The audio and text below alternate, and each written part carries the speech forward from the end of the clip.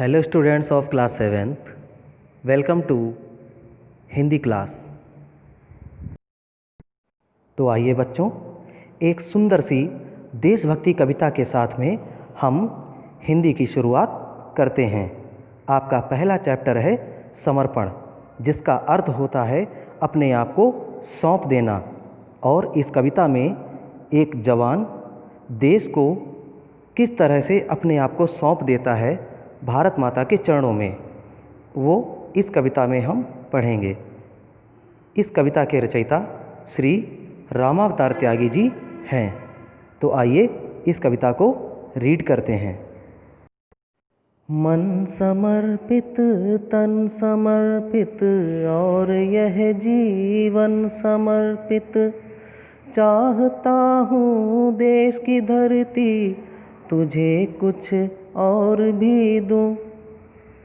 माँ तुम्हारा ऋण बहुत है, मैं अकिंचन, किंतु इतना कर रहा फिर भी निवेदन।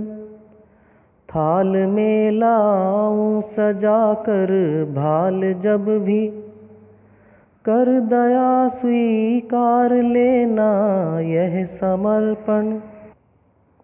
गान अर्पित, प्राण अर्पित, रक्त का कण कण समर्पित, चाहता हूँ देश की धरती तुझे कुछ और भी दूँ।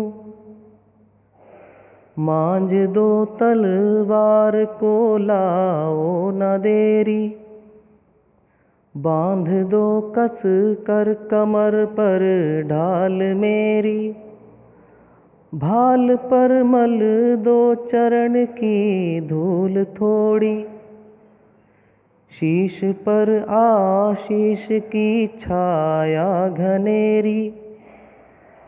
स्वप्न अर्पित, प्रश्न अर्पित, आयु का क्षण क्षण समर्पित, चाहता हूँ देश की धरती तुझे कुछ और भी दूँ।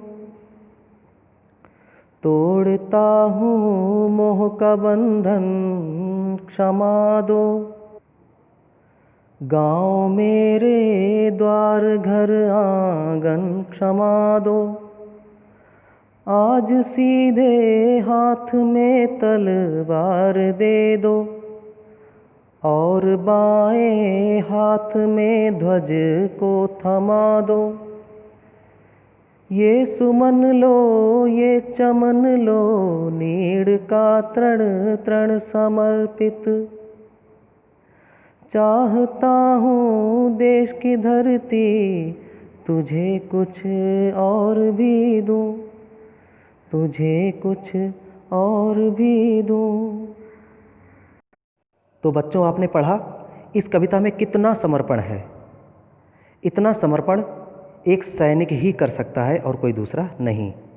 युद्ध के लिए जा रहा है और क्या प्रार्थना कर रहा है कि माँ तुम्हारा ऋण बहुत है, मैं अकिंचन। अकिंचन का अर्थ होता है जिसके पास कुछ ना हो, उसे कहते हैं अकिंचन। वो कहता है कि मेरे पास कुछ नहीं है, माँ तुम्हारा ऋण बहुत है। और फिर भी निवेदन कर रहा है कि जब भी मैं थाल में अपना भाल यानी मस्तक, अपना सर सजा कर लाऊं तो उसे स्वीकार कर लेना।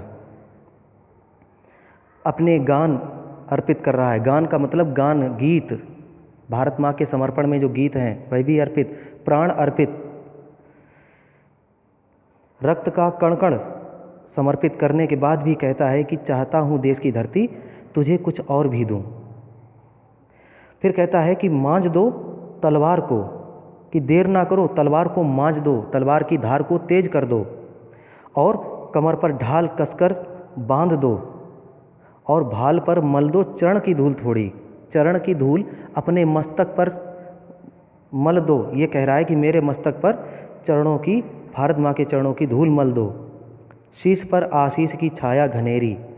आशीष की छाया आशीर्वाद, आशीष का मतलब आशीर्वाद, और घनेरी का मतलब घनी छाया। स्वप्न अर्पित, प्रश्न अर्पित, आयु का क्षण क्षण समर्पित। तो इतना समर्पण है एक देश के सैनिक का अपनी भारत माँ के चरणों के लिए। फिर कहता है कि तोड़ता हूँ मोह का बंधन क्षमा दो। अपने गांव वालों से कहता है कि मैं आप सभी से मोह कम कर रहा हूँ, हमको क्षमा कर दो। अपने गांव, अपने द्वार, अपने घर आंगन को हाथ जोड़कर कह रहा है कि हमको क्षमा कर दो। आज सीधे हाथ में तलवार दे दो। युद्ध के लिए जा रहा है, तिरंगा मांगा, बाएं हाथ में ध्वज को थमा दो। ये कहा, ये चमन ले लो नीड़ का तृण समर्पित। तो तृण का मतलब नीड़ कहते हैं घोंसले को, और तृण का मतलब होता है तिनका, यानी अपने घर का एक एक तिनका समर्पित करता है भारत माँ के चरणों में।